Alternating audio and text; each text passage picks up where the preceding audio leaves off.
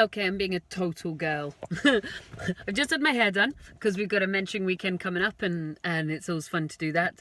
And it started raining, so I'm not going outside. So I'm so sorry. I was going to stand outside this video at this house and show you.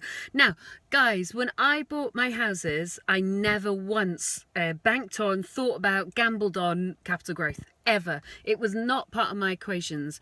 I bought for yield, I bought for profit. I was aware that certain areas were great, but at no point did I go, oh well, traditionally in Britain house prices go up. And remember that when I started, I was buying in a recession, which now you might be like, okay, Sue, so you kind of got lucky, you bought in a recession. So house prices were low, but of course I was surrounded by people saying, Suze, you're completely nuts. What are you doing? So the vibe was very much like, don't do this, you're crazy. But this is just a small piece of encouragement. This is why you should buy houses. Now, I want you to buy for 10% yield. Yield being annual rent well, you can do it different ways, but I do it annual rent divided by purchase price. I don't ever want you to buy for gamble, but this is my second house ever bought. I'm just going to show you. There you go. Look at that. And of course, like many of my houses are painted it blue. I bought it for 85,000, like 9.5 years ago. It's one of the ones, you probably heard me say it before. I didn't even put my head into this, I was going to say ceiling, into the loft space. I found out after having exchanged at auction on it that it actually had a corrugated roof. Corrugated aluminium, I think it is.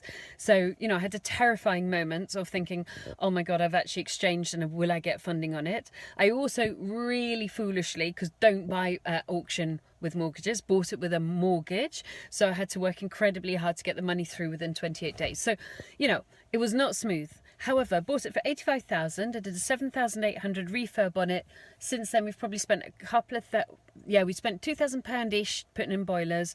I've just spent £1,000 on carpets. I've spent £500 on getting it painted, and we're spending 1,100 replacing the bathroom. So it's just over 10 grand really, or kind of between 10 and 15 grand refurb in 9 years. And I've just had it revalued today. It's crazy.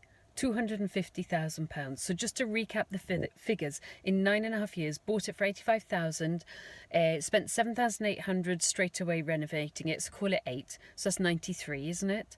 And over the last 9 years, I spent another between 10 and 15, so if we call it sort of 12.5, because that's very rough what it is, and it's just been revalued at 250,000.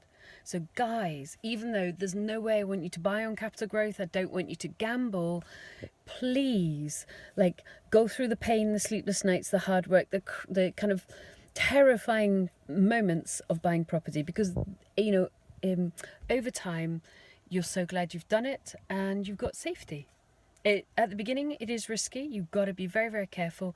Later on, you think, oh, I'm not getting out the car because I had my hair done. But you've got beautiful little properties like that. Look, there you go.